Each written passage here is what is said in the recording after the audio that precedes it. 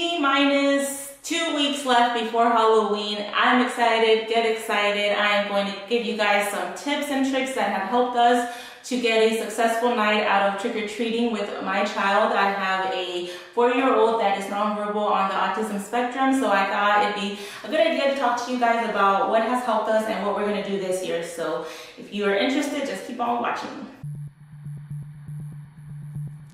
Today we're going to be talking about trick-or-treating, and I'm going to give you guys some tips that I have found helpful and that I'm going to be implementing this year. So let's go ahead and get started. So the first thing I would give you guys as a tip would be to talk to your kiddos about trick-or-treating. Just let them know, what goes on, what the whole concept is, when it happens, what they do, how they have to ask for candy and dress up and have fun. With Christian, I'm not sure if he understands the whole concept, or like when I'm talking to him, if he'll understand what I'm saying about trick-or-treating. But there are, there's a whole spectrum of autism, and a lot of kids do understand, and they need that notice that ahead of time to get used to the idea of what they have to do. So definitely talk to your kiddos about what goes on during Halloween day or night. Another tip that I would have is to buy your kids costumes way ahead of time if possible. That way that they get to choose what costume they want if they want to choose, but most importantly they get to wear it way ahead of time, get used to the feel of it, get used to the idea of dressing up, so that they don't feel very uncomfortable the day of. So like if there is any problems with the costume, you guys know ahead of time. If they just simply won't wear it, they can't wear it, it doesn't feel comfortable, maybe that gives you guys enough time to try something else, maybe a face mask, face painting, or even no costume, like just so you guys are prepared and not scrambling that day of and thinking about like what can we do now, because it's just a good idea to try it out way ahead of time so you guys can prepare for any problem. Another tip that I have would be to take them to Halloween related events before going out to trick or treat. That way, like I said, they can wear the costume, they can get into the mindset of like trick or treating, having to be around people, the concept of saying trick or treat if they can, or just simply like to understand that this is what we're going to be doing. We have a bag, we're going to ask for candy, there's going to be people, maybe there's music, just to get them a little bit more comfortable with the idea of trick or treating. Another thing that I would say would be to have a plan for the day of Halloween. So if you guys are going to go to grandma's house, if you guys are going to go to just simply like a mall, an event, if you guys are going to stay in, all of them are perfectly fine, whatever you guys want to do, but just be ready with a plan. Like if my kid, was very not okay with a lot of sounds and being out in public and crowds, I would say, okay, my plan is to just give out candy with Christian, make sure that, get him involved by giving out the candy himself. But since he is okay with trick-or-treating, our plan would be to go out to trick-or-treat. We're going to go to my mom's neighborhood because it's a gated community, and it's usually very good activity in there. So I know that it's a safe place, and I know that it's been good to us the last few years. So that's our plan. Another thing that I would say is to make sure to go early. You don't want to be caught like when it's like very dark outside, or there's like a bunch of kids already, or maybe there's no more candy. You want to make sure you go early enough so that they don't get tired and you hit up enough houses without them complaining about it's time to go to bed or they're too sleepy or whatever the case may be. It's good to just go early. With the whole trick-or-treating in mind, another thing that I would say is if your child is nonverbal, start thinking about what your plan is. For the last few years, we have been okay with just like me going with Christian and opening the bag for him and saying, trick or treat for him. And most of the time that's fine, and I'm sure that it's going to be fine. Some people, they'll say like, oh, what are you? Oh, your costume's cool. And, they might expect the response or something, but I've never had to say he's nonverbal or anything like that. But I thought it'd be a good idea to have this pin this time. It's a pin that says autism nonverbal. I can't say trick or treat, but I'm trying. So I think that's a really cool idea to just have it on him in case anybody's interested. It's spreading awareness and it's letting them know that he is nonverbal. So we're going to try this year. But if you don't feel the need to do that, that's totally okay. I didn't feel the need the last year, but I thought I would give it a go this year. We got the pin itself at Michael's. I think it was a pack of 3, and we just printed out the paper that goes inside, so it's really easy.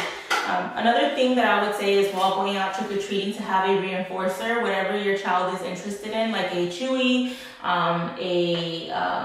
whatever sensory toy, or like blankie, or whatever comfort thing that gives them comfort, just to have it available in case they get overwhelmed. It would be a good idea to have that with you. Just be prepared. Another thing is, like, be flexible with what goes on. Like, if you have a plan and it's like, I'm gonna hit up these houses and it's gonna be 2 hours and we're gonna do this, just keep in mind that everything might not go your way, and that's okay. Like, if you could only go for an hour instead of 2, that's okay. Like, take into consideration everything that's going on, like how your son is reacting, son or daughter, how they're reacting.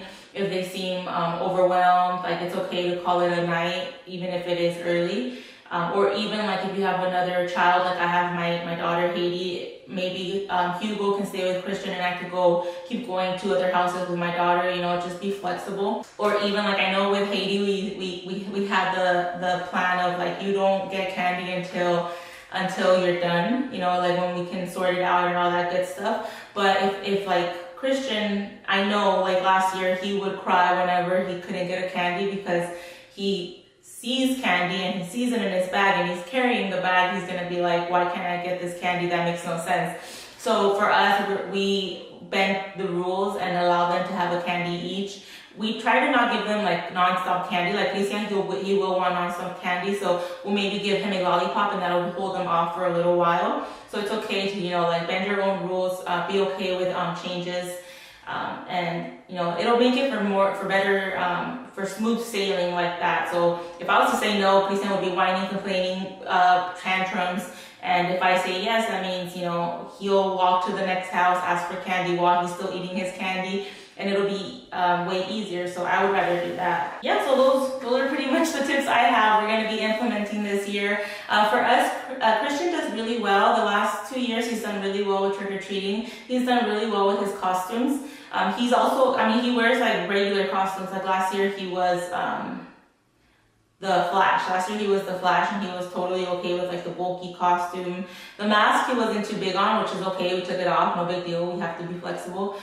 This year he has the same thing going on. It's going to be a complete costume. He has a wig, and if he doesn't want to wear the wig, that's fine. We might buy, like, blue hair paint to do the color that we want to do it.